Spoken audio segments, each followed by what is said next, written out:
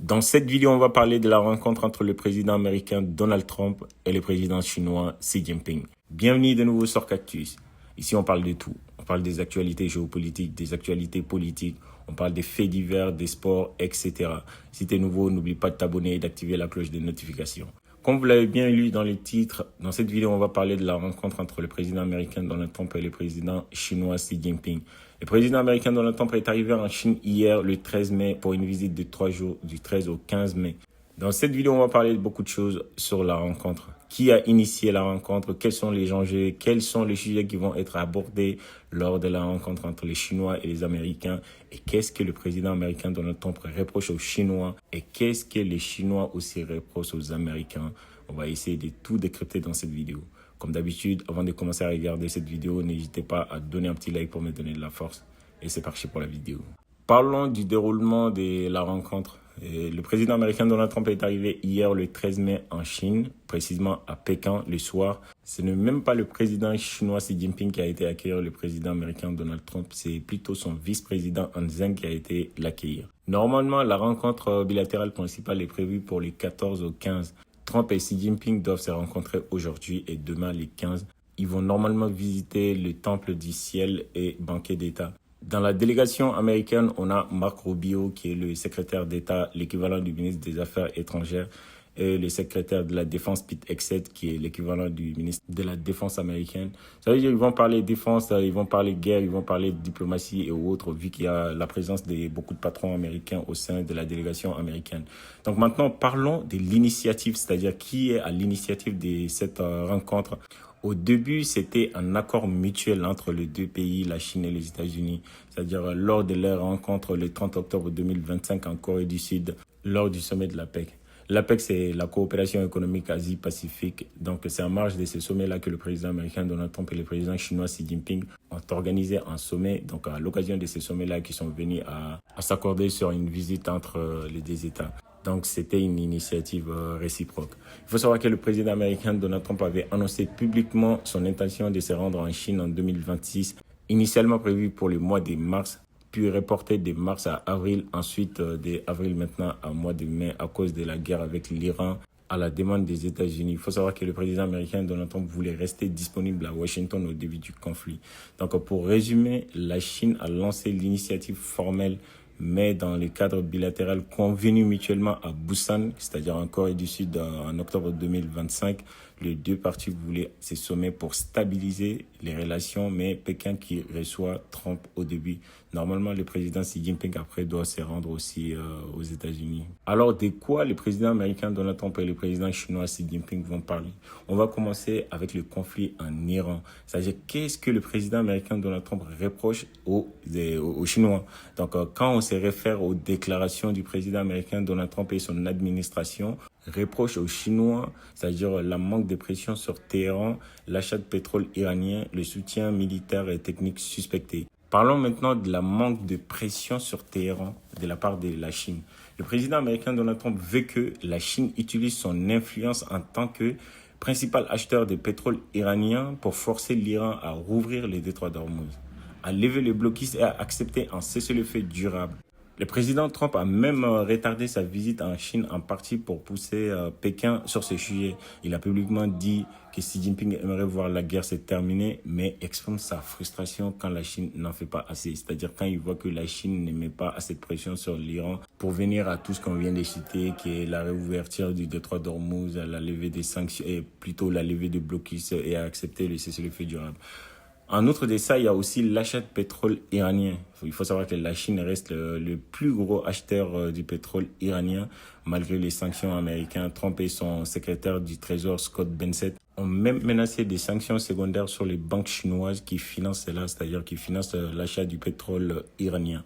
Enfin, on a le soutien militaire ou technique suspecté. Comme vous le savez, le président américain Donald Trump et son administration ont beaucoup accusé la Chine de soutenir l'Iran dans son conflit avec les États-Unis. Donc des accusations parfois démenties par Pékin, que la Chine, des livraisons d'armes, exemple des systèmes de défense aériens, Manpads, ou aussi des discussions secrètes d'entreprises chinoises pour armer l'Iran via des pays tiers. Du coup, démenti aussi par le Pékin. Donc, il faut savoir que Trump a menacé des tarifs de 50% en avril 2026 après des rapports sur des envois potentiels avant de se calmer en affirmant avoir reçu des garanties écrites des si. Ça y est, il veut dire que le président chinois Xi Jinping aurait écrit une garantie pas d'armes à l'Iran. C'est-à-dire raison pour laquelle il s'est calmé sur les tarifs douanières des 50% sur la Chine. Donc il a aussi parlé d'un navire chinois intercepté avec un cadeau pour l'Iran. Comme vous le savez, récemment, il y a un navire chinois qui a été intercepté sur les détroits d'Ormuz lors de l'installation du blockiste américain sur les détroits. Après investigation, le président américain Donald Trump aurait déclaré que ils ont intercepté les bateaux. Dans le bateau, il y avait des choses qui n'étaient pas très beaux. Donc, il a insinué que c'était un cadeau de la part de la Chine vers l'Iran. C'est-à-dire la Chine qui fait un cadeau donc, à l'Iran.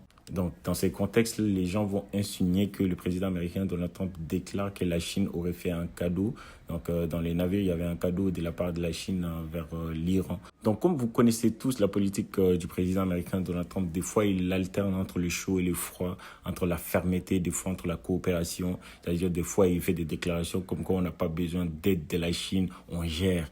Des fois, il fait appel à la coopération. Il dit avoir reçu de l'assurance directe de la Chine, mais reste quand même insatisfait vis-à-vis du résultat sur les terrains. Donc, on a remarqué diplomatiquement aussi, ça traîne des cessez-le-feu fragiles. On a aussi des blocus dans les négociations. Ils n'arrivent pas à se mettre d'accord sur les points discutés et tout. En outre de la guerre en Iran, dans d'autres domaines comme le commerce, le président américain Donald Trump accuse la Chine des pratiques déloyales, des subventions, des vols de propriété intellectuelle, des barrières d'accès au marché. Même s'il y a un trêve tarifaire fragile, il veut plus d'achats américains comme dans le domaine de l'agriculture, Boeing, etc. Donc quand on parle de subventions massives et déloyales dont le président américain Donald Trump accuse les Chinois, il fait référence à quoi? La Chine utilise des subventions d'État énormes via des fonds publics comme les Big Found et d'autres mécanismes des Made in China 2025 pour développer son industrie des puces à marche forcée. Cela crée une surcapacité, des prix artificiellement bas et une concurrence déloyale qui menace les entreprises américaines, d'où la frustration du président américain Donald Trump. L'administration Trump qualifie ces pratiques des non-marchés, agressives et dommageables pour les commerces américains. Pour eux, elles visent la domination mondiale des semi-conducteurs. Concernant les restrictions et pratiques restrictives dont Trump accuse la Chine, on a le vol ou transfert forcé des technologies. C'est-à-dire concernant les vols, il accuse la Chine de voler leurs technologies. Et le transfert forcé des technologies, c'est-à-dire ça désigne une pratique par laquelle, c'est-à-dire des gouvernements obligent des entreprises étrangères à partager leur savoir-faire, leurs propriétés intellectuelles ou leurs technologies en échange d'un accès au marché local. C'est-à-dire, il veut dire que non seulement la Chine leur bloque, c'est-à-dire l'accès au marché local chinois, mais aussi la Chine procède au transfert forcé de la technologie, comme on appelle les TFT. Il les reproche aussi, c'est-à-dire la politique qui limite ou discrimine les firmes étrangères, c'est-à-dire les marques étrangères comme Apple, Amazon, etc. C'est-à-dire tout en poussant l'autosuffisance. C'est-à-dire il accuse le gouvernement chinois d'adopter une politique qui limite ou qui discrimine les marques étrangères, tout en poussant à l'autosuffisance. C'est-à-dire le gouvernement chinois aide les entreprises chinoises à produire plus pour créer de l'autosuffisance et ne pas dépendre de l'exportation. Ce qui déplaît beaucoup au président américain Donald Trump. Pour résumer, c'est-à-dire le président américain Donald Trump voit les subventions chinoises comme une arme pour tuer l'industrie américaine, tout en reprochant à Pékin de ne pas jouer au franc jeu sur l'accès au marché et la propriété intellectuelle. Cela justifie les tarifs, les contrôles d'export américains et la négociation en cours lors du sommet 2026. Les attentes des percées majeures restent toutefois limitées. En outre de ça, on va parler de la question de Taïwan aussi. Il faut savoir que le président américain Donald Trump prévoit de discuter des ventes d'armes américaines à Taïwan, ce que Pékin voit comme une ligne rouge. Pendant que le président américain Donald Trump, c'est-à-dire reproche implicitement à la Chine ses menaces et son militarisation dans la région. Comme vous le savez, dernièrement, le gouvernement chinois a procédé à des déploiements militaires, des exercices militaires autour de l'île de Taïwan, donc pour dissuader les Taïwan. Donc, ce qui ne plaît pas trop à l'administration américaine qui est chargée de la protection de l'île de Taïwan. Dans les domaines de la technologie et des minéraux critiques, il y a beaucoup de sujets qui doivent être discutés aussi, tels que la restriction américaine sur les puces, l'IA qui est l'intelligence artificielle, les terres rares. Trump veut pousser, c'est-à-dire pousse à un meilleur accès ou des concessions chinoises. Concernant les vols directs des technologies, la Chine est accusée d'espionnage industriel massif. Des cyberattaques, des agents étudiants, agents chercheurs et entreprises sont accusés de voler des brevets, secrets commerciaux, logiciels et innovations américaines.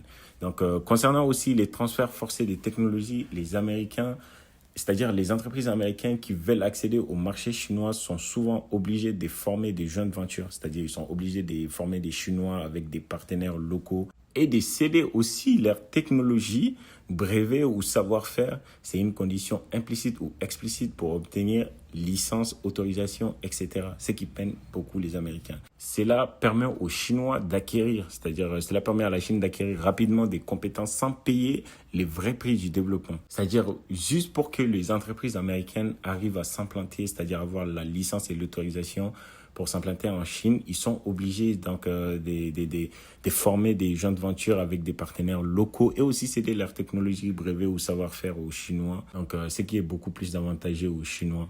Bon, les Américains veulent mettre des normes dans tout ça.